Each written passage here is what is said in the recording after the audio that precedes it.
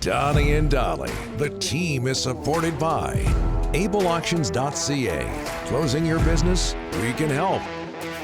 All of our guests today, including Farhan, standing by, brought to you by the Vancouver Giants. The Giants celebrate St. Patrick's Day tomorrow night at the LEC as they wear their special Pat Quinn jerseys when they take on Everett. Puck drop at 7:30. Get your tickets now at vancouvergiants.com/tickets. Just before we get to Farhan, Chef Swagger from Hell's Kitchen. We're getting a lot of this. Chief. Ryan brought up the greatest goalie fight in history, and Donnie didn't rip on him for endorsing fighting. Yeah. Is Don sick? LOL. And a lot of, from Tan Beer, Delaney's OK Tire and Langley Inbox, wow, Ryan wants to see fights now. Yeah. Interesting. So what's up with that, Ryan? Interesting. You don't like when players fight, but you're okay with goalies fighting? I bring up fights of the past. I'm no longer a favor of fighting.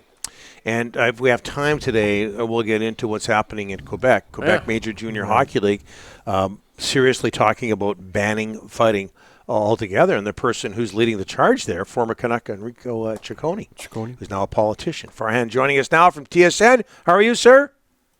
I'm good. You know, I rarely agree with Henderson ever. That makes three of us. I agree with him on the I agree with him on the fighting topic. I hate seeing it. Now, I did, the goalie fighting, nobody ever gets hurt, and they're so heavily padded. You almost chuckle when you watch it. But, yeah, I'm not a big fighting guy, but that would have been interesting. And I know Alan Walsh was pretty adamant that it should have happened last night, just because Binnington and Fleury are both his clients. So a few people saying the ref should have just let him go. Farhan, football. The news just on Twitter moments ago, Lions tweeted this out. Larry Crawford, Solomon Elimimian, both former Lions, and current Lions assistant coach John Bowman, all getting into the Canadian Football Hall of Fame. I'm not sure which player you want to focus on, but just your reaction to that news. Yeah, we knew it was coming. We kind of got a heads up on some of those names a few days ago. And for me, two guys just jump out. Number one is Larry Crawford, and you guys will appreciate this. Maybe you won't, Donnie, because you're so much older than Rick and I.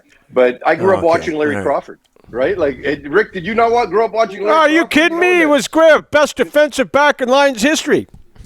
Yeah, Nally's potato chip section at Empire Stadium and then BC Place, and that first year when the Lions made the move, and he had all those interceptions, and that was fantastic. Seeing his son play baseball down with the Mariners, BC's team, not those Blue Jays. I think is fun too. But I look, watching Larry Crawford and those big duck feet of his, pick off passes and run all over the field was a lot of fun as a kid growing up. And covering Solomon Elimimian's career from start to finish, and this guy was the gold standard at the position to win the league's MOP as a defensive player, and just the historical numbers he put up and the way he played the game, especially at his size, where it was so much more speed over size. Just a pleasure to watch and a pleasure to cover, and I love seeing what he's doing on the CFLPA side of things as well. So those two jump out, and then there's people on the media side, right? I mean, John Hines, I've probably worked, probably 300 games with Heinze as my producer in my ear, and just I don't know many people who love the Canadian Football League more than John Hines and Chris Schultz, who I worked with a lot at TSN as well. Certainly hurt a lot of us when he passed. It impacted quite a few of us. Just so to see him, truthfully, I thought he was in the Hall of Fame as a player, just because of the time he spent with the Dallas Cowboys and Grey Cups that he won in Toronto. So hopefully that eventually turns and he can kind of get in that way. But glad he got in as well on the media side. I mean, we covered a bunch of Super Bowls together as well. Just a great, great human being. Yeah, he's part of those Flutie teams in Toronto, if I'm not mistaken. And yes, I am. And Dunnigan's teams. Yeah, I am older than you, and you were a fan of Larry Crawford. I was a reporter back then. Well, that's my point. He was, I get it, but he's the nicest guy you'd ever want to meet. Yeah. Same with Solly. Yeah. Canucks, are you a believer in what Rick Tocchet is serving up these days? The record certainly indicates that the players are. Yeah, I'd like to a point, right? I mean, at the end of the day, I want to see this team in the first 20 games next year, right? Yep. Because the starts of their seasons, with a lot of expectations going into the seasons the last couple of years, have been a complete dud, right? So on the surface, it looks like he's created a structure that the players have bought into. He seems to be getting the best out of JT Miller, including playing center, which is so important for this franchise's trajectory. But we also saw some of this coming, right? I mean, we didn't know that the schedule was going to get really soft. I mean, many people suggested the reason Boudreau got fired when he got fired was because it was at the end of a brutal stretch of games, which no coach was going to win with this roster. And I'm not saying that's what happened, but that certainly was suggested. So we knew the schedule was going to soften as it went here. Thatcher Demko coming back is a big factor. But I'll tell you this, I think what is the most impressive is what he's been able to get out of the defense given the injuries. Now, I've said before, I would take the defense the way it looks now with these American Hockey League players than what the Canucks thought their defense would look like coming into the season in terms of actual roster deployment, right?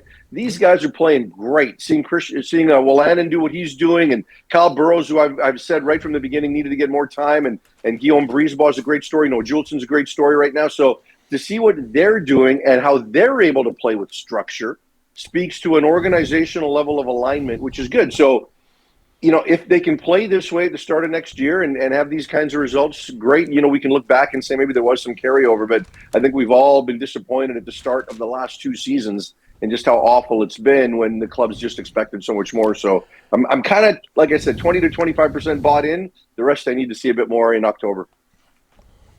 Your buddy there with your podcast, what's his name, Drance, he was saying trade. You're my only buddy, Rick. Your buddy Drance. He was saying trade Kuzmenko for whatever late.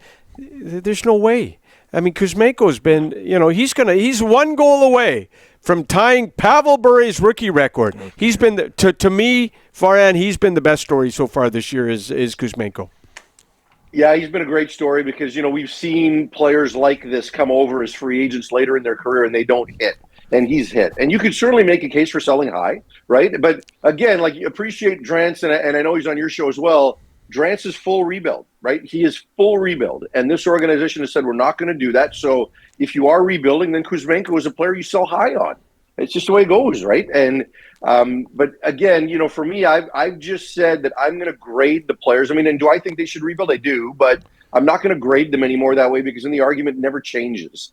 I'm going to grade these guys based on the moves they claim, based on what their stated goals are. And if their stated goals are to retool and to do it on the fly, then I'm going to grade the moves in that context. And in that context, Kuzmenko's a good value deal. And if you want to move him, you can move him next year with no term attached. If the bottom falls out next year, now all of a sudden, there's less term attached to a deal. I know he's got 2 years after this one.